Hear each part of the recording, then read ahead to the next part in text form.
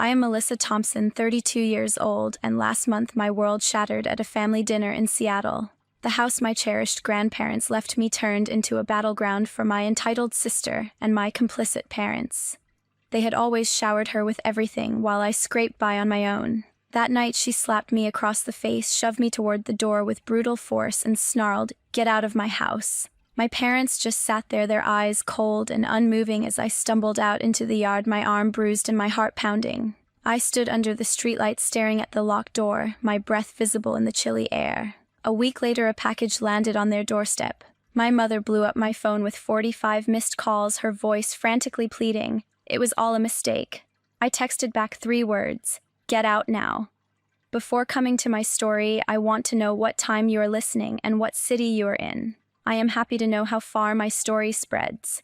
A week earlier, I sat at my apartment's dining table in Seattle, arranging plates for a family dinner I hoped would mend old wounds. I'd spent hours cooking lasagna from Grandma Dorothy's recipe, the smell of garlic and tomato filling my small space. My sister, 3 years older, arrived late with my parents, her eyes scanning my modest home with a familiar sneer. My mother, Patricia Thompson, handed me a store-bought dessert, muttering about traffic. My father, Robert Thompson, barely nodded, already asking for a beer. I forced a smile, setting out appetizers, determined to keep things civil. Conversation started light: work, weather, my parents' book club. Amanda Thompson, my sister, lounged in a chair, scrolling her phone, barely joining in. I mentioned my latest coding project, a budgeting app I'd pitched at work. Patricia waved it off, saying, "That's nice, Melissa, but let's hear about Amanda's new venture." Amanda launched into a story about her struggling startup, a fitness app that hadn't landed funding. "Investors don't get my vision," she complained, tossing her hair. Robert nodded sympathetically. "You'll find the right one, sweetheart." I bit my lip, used to their favoritism. The mood shifted when Patricia brought up the house my grandparents, Dorothy Wilson and Harold Wilson, left me. "Have you updated the kitchen yet?" she asked, her tone too casual. Amanda was saying it'd be perfect for her. I froze, fork halfway to my mouth. "It's my house," I said evenly. Amanda leaned forward, her voice sharp. "You don't need all that space, Melissa. I'm starting over after my app tanked. It'd be better with me." My chest tightened. "Grandma and Grandpa left it to me, not you." Robert cleared his throat. "It's a family house. Think about sharing, Melissa." Patricia chimed in, "Amanda's in a tough spot." "You're doing fine."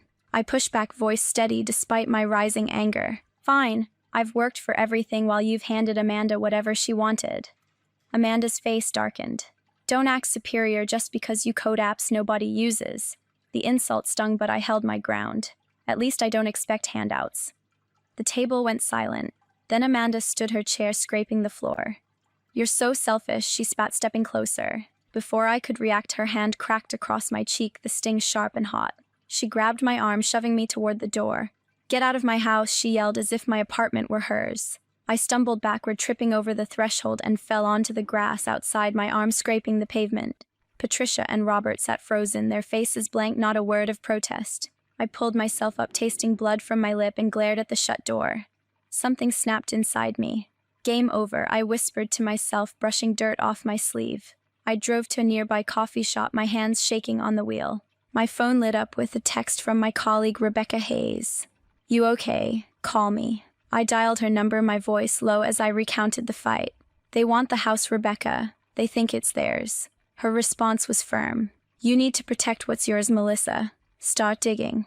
That night, alone in my apartment, I opened my laptop, pulling up the house's deed and Grandma Dorothy's will. I wasn't giving up without a fight. The next morning, I sat at my desk, the sting of Amanda's slap still fresh on my cheek. My laptop glowed with the deed to the house Grandma Dorothy Wilson and Grandpa Harold Wilson left me. Their words from the will echoed in my mind. "Melissa, you showed us true love. I wasn't letting my sister or parents take that away." I opened a browser, pulling up property records for our Seattle neighborhood. The house, valued at $200,000 when I inherited it 3 years ago, now sat at nearly $1 million. The tech boom had transformed our street into a hot market. My hands steadied as I realized the power I held. I dialed Rebecca Hayes, my colleague and closest confidant, her voice sharp over the phone. "Melissa, you need to lock this down. They're banking on you caving." She suggested a lawyer she knew, a property expert named Karen Walsh.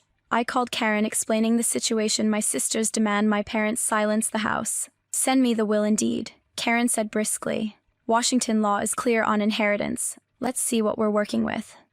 By noon, I emailed her the documents, my fingers trembling not from fear but from purpose. Karen called back that afternoon.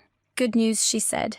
The will is airtight, signed with 3 witnesses, and a doctor's note confirming your grandparents' mental clarity. Your parents and sister have been living there without permission, technically squatting. I leaned back stunned. Squatting. Amanda had been crashing in the guest room, claiming it as her office for her failing fitness app. Patricia and Robert stayed over often, acting like the house was theirs. Karen continued, you can issue an eviction notice 72 hours under state law, or sell it outright. Your call. I dug deeper, pulling up old emails from Patricia. Months ago, she'd asked about the house's wiring, claiming Amanda needed stable internet for her startup. Robert had texted about the garage, saying it'd be perfect for Amanda's equipment. It hit me they'd been planning this for months, assuming I'd roll over. I remembered Grandma Dorothy's voice, calm but firm, one evening when I was 16. We'd sat in her garden debugging code on her ancient desktop. You're tougher than they think, Melissa, she'd said, her hands steady on the keyboard. Don't let their noise drown you out. Grandpa Harold had nodded, tweaking a circuit board. Build your own path, kid. Rebecca met me for coffee that evening at a shop near Pike Place Market. This is your moment, she said, stirring her latte. They've taken enough, your college fund, your time, your peace. Demand what's yours. I nodded, my resolve hardening. Back home, I spread out the documents, the will deed, and a market analysis I'd run through my real estate app. The numbers were clear. Selling the house to a young family, the Carters, for $850,000 was locked in papers signed last week. I hadn't told my family, knowing they'd fight it. I drafted a plan with Karen. We'd send a package to the house, certified copies of the will, the sale contract, and an eviction notice. The Carters, a couple with 2 kids, loved the garden and the smart home system I'd coded. They'd move in next month. I pictured Amanda's smug face when she opened that package, Patricia's panic, Robert's silence crumbling. For 30 years, I'd been the one to compromise, to step aside. Not this time. Sitting with those documents, my mind drifted to the years of being overlooked in our Seattle home. Growing up, my grandparents, Dorothy Wilson and Harold Wilson, were my anchor. Their cozy house with its creaky porch and blooming garden was where I felt valued. They'd sit me at their old PC, teaching me to code simple games, their patience endless. You've got a spark, Melissa, Grandma Dorothy would say, her eyes bright. Grandpa Harold would chuckle, tweaking a motherboard. Keep building, kid. You'll outshine them all. Meanwhile, my parents, Patricia Thompson and Robert Thompson, poured everything into my sister, Amanda Thompson, 3 years older.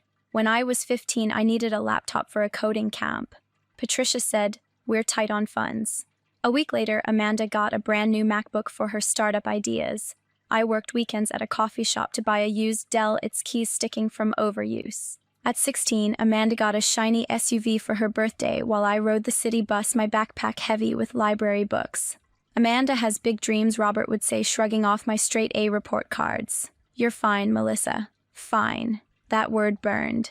My college fund was another casualty. At 18, I learned it had vanished into Amanda's first app venture, a social media platform that crashed in 4 months. Unexpected expenses, Patricia mumbled when I asked. I worked 30 hours a week through college, coding freelance apps to cover tuition, still pulling a 3.8 GPA in computer science. Amanda dropped out of 2 universities each time, with my parents' excuses and cash for her next vision. I'd call Grandma Dorothy, voice shaky, venting about the unfairness. They're blind to your worth, she'd say, her voice steady over tea in her kitchen. But you're stronger than their mistakes. One night when I was 17, I sat on their porch, tears streaming, after Patricia canceled my science fair trip to fund Amanda's coding boot camp. Grandpa Harold handed me a soldering iron. Fix what's broken, Melissa, starting with yourself. Their belief kept me going. When they passed 3 years ago, their will left me the house with a letter in Dorothy's neat handwriting. Melissa, you gave us love when others only took. This house is yours to protect. Amanda scoffed at the reading, tossing her hair. Good luck with that fixer-upper. I poured my savings into the house, coding a smart system to control lights and security, preserving the garden Dorothy loved. Amanda, meanwhile, racked up debt on her fitness app, always expecting a bailout. Patricia and Robert never questioned her, their praise endless. Amanda's a risk-taker, they'd say, ignoring my late-night coding sessions to meet work deadlines. I'd overhear them at holiday dinners, whispering about giving Amanda the house for stability. Stability. As if I hadn't earned it. The final straw was a memory from 2 years ago. I'd found an old photo of me and Dorothy in the garden, her arm around me, both of us smiling. Tucked behind it was another note from her, Melissa. You're the one who carries our love forward. Don't let them steal your fire. That note, now in my desk drawer, fueled my anger as I sat with the deed. For 30 years I'd been pushed aside. My efforts dismissed, my inheritance targeted. Amanda's slap wasn't just physical, it was the culmination of their entitlement.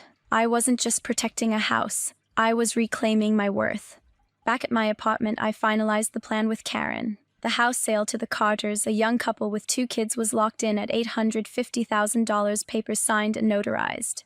Karen had prepared a package, certified copies of Grandma Dorothy's will, the sale contract, and a 72-hour eviction notice under Washington law.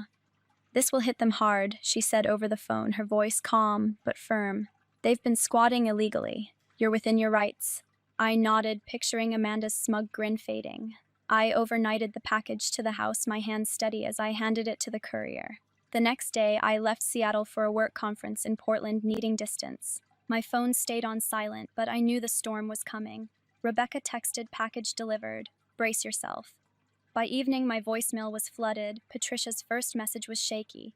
Melissa, what's this about a sale? Call me now. Amanda's was pure venom. You're not getting away with this. Robert left a single gruff message, we need to talk. I ignored them all, focusing on my conference keynote, a pitch for my budgeting app. It felt like a small rebellion, prioritizing my work over their chaos. 2 days later, Karen called with an update. They opened the package, she said. Your mother's been calling my office nonstop, claiming it's a mistake. Amanda's hired a lawyer, some guy named Paul Grayson. I smirked, knowing the will's strength: 3 witnesses, a doctor's note untouchable after 3 years under Washington's statute of limitations. Let them try, I told Karen.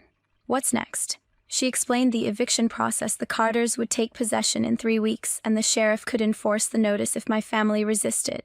They're panicking, she added. Amanda's screaming about her rights to the house. I pictured the scene at the house. Amanda pacing the living room she'd claimed as her office, ripping open the package to find the sale contract. Patricia clutching the will, her face pale as she read Dorothy's words, naming me sole heir.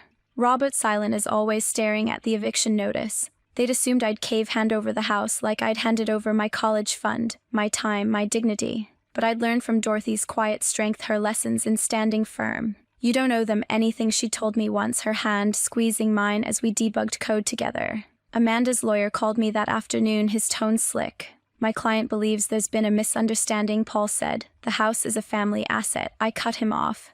The will says it's mine. Check the records. He stammered, mentioning a possible contest. You're 3 years too late, I said, my voice cold. The sale's binding. Tell Amanda to pack.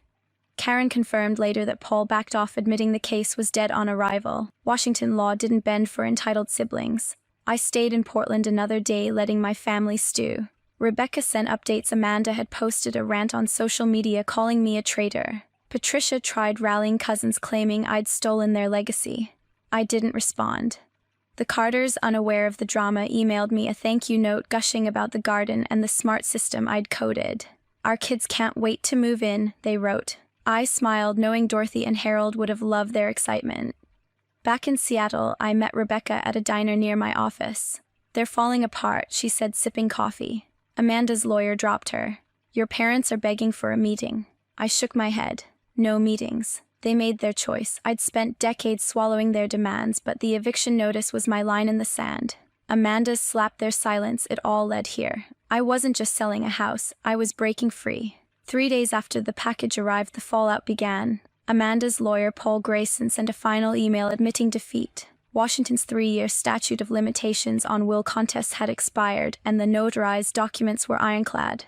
The Carters, the new buyers, were set to move into the house in 18 days. Amanda, Patricia, and Robert had 72 hours to vacate or the sheriff would step in. Karen called me at my Portland hotel, her voice steady. They're out of moves, Melissa. The house is legally gone. I leaned back, a quiet satisfaction settling in. For once, their entitlement had no leverage. Back in Seattle, Amanda's world unraveled. Her fitness app startup, already struggling with missed loan payments, collapsed when creditors caught wind of her unstable housing. The bank seized her assets under Washington's lien laws, leaving her with nothing but a leased car and a pile of debt. She posted a desperate plea on social media, framing herself as a victim of my greed. Cousins and aunts flooded my inbox with accusations, parroting her story. I forwarded them the will and sale contract, letting Grandma Dorothy's words speak for themselves. Most went silent, their support for Amanda fading as the truth spread. Patricia and Robert faced their own reckoning. To cover Amanda's startup loans, they'd refinanced their own home 2 years ago, a risky move in Seattle's volatile market. With the house gone and no bailout from me, they couldn't keep up with payments. They filed for Chapter 7 bankruptcy, a public record that hit the local news. Their suburban home, once a status symbol, was foreclosed.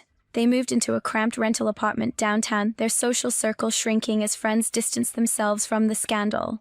Patricia's book club stopped inviting her. Robert's golf buddies canceled their outings. I watched from afar back at my Seattle apartment. Rebecca met me for lunch at a cafe near Lake Union, her eyes wide as she scrolled through the latest headlines. Amanda's posting about moving into a motel, she said, shaking her head. Your parents' foreclosure is all over the neighborhood forum. I sipped my coffee, feeling no guilt. For 32 years, they'd taken from me my college fund, my opportunities, my peace. Now their choices had built their own cage. Grandma Dorothy's voice echoed in my mind from a night we'd coded a light sensor for her garden. Actions have consequences, Melissa, she'd said, wiring a circuit. Yours and theirs. Amanda tried calling once, her voice cracking through a voicemail.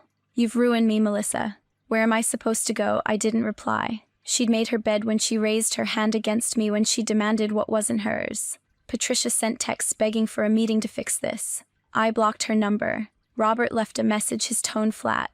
You've gone too far. I deleted it without a second thought. Their attempts to guilt me felt hollow, a last gasp of control slipping away. The local paper ran a story on the house sale mentioning the family dispute without my name. Neighbors who'd seen me tend Dorothy's garden for years sent supportive emails. Your grandparents would be proud, one wrote. The Carters sent photos of their kids playing in the yard, the roses blooming under their care. I smiled, knowing the house was alive with new memories, just as Dorothy and Harold wanted. Rebecca and I toasted at the cafe, clinking glasses of iced tea. You flipped the script, she said, grinning. They thought they'd break you. I nodded, my chest light. The dominoes had fallen not because I pushed, but because they'd built a house of cards. Amanda's slapped their silence, their greed, it all led here. I wasn't reveling in their pain, but I wasn't carrying it either. For the first time, I felt untethered. 2 months later, I stood in my new bungalow in Seattle, sunlight streaming through the windows. The small house, tucked in an up-and-coming neighborhood, was half the size of Grandma Dorothy's, but perfect for me. I'd painted the walls a soft gray, hung a photo of Dorothy and Harold in the garden, and planted rose cuttings from their old yard. With the $850,000 from the house sale, I'd invested in my dream, an education app teaching kids to code. Partnering with Rebecca Hayes, I launched it last month, and early downloads were climbing fast. My new life felt like a clean slate. I'd cut all ties with my family. Amanda Thompson, my sister, had spiraled further after losing her startup. With her assets seized, she couldn't afford her leased car or motel rent. Last I heard, she was working part-time at a coffee shop, living in a shared apartment with strangers, her social media silent. Seattle's tough job market offered no mercy for her lack of experience. Patricia Thompson and Robert Thompson, my parents, were hit harder. Their Chapter 7 bankruptcy stripped them of their suburban home, forcing them into a tiny rental near the city's edge. Their social standing crumbled. Patricia's book club dropped her, and Robert's former colleagues avoided him. A local blog mentioned their foreclosure, tying it to family mismanagement. They'd become pariahs in their own circle. I didn't gloat, but I didn't grieve either. Their choices favoring Amanda, ignoring me, demanding my inheritance, had built this outcome. Grandma Dorothy's lessons rang clear. Your worth isn't their approval, she'd said, showing me how to debug code under her porch light. Harold's gruff advice, stand tall, kid, echoed as I built my app. Their love, not my family's, was my foundation. I blocked Patricia's last text, a plea to talk it out. Amanda's final voicemail accusing me of betrayal went straight to trash. Robert hadn't reached out since the eviction notice landed. My app's success grew. A Seattle tech conference invited me to speak, and I shared the stage with coders I'd admired for years. Rebecca cheered from the front row, her grin wide as I demoed the app's features. You're killing it, she said later over drinks at a downtown bar. Dorothy would be proud. I nodded, thinking of the nights I'd coded with her, her steady voice guiding me. The app wasn't just a job, it was my way of passing on her belief in building something meaningful. One evening I drove past the old house. The Carters had settled in, their kids' bikes leaning against the fence, roses blooming brighter than ever. A new sign hung by the gate naming the garden after Dorothy. I didn't stop, just slowed enough to take it in. The house wasn't mine anymore, but its spirit lived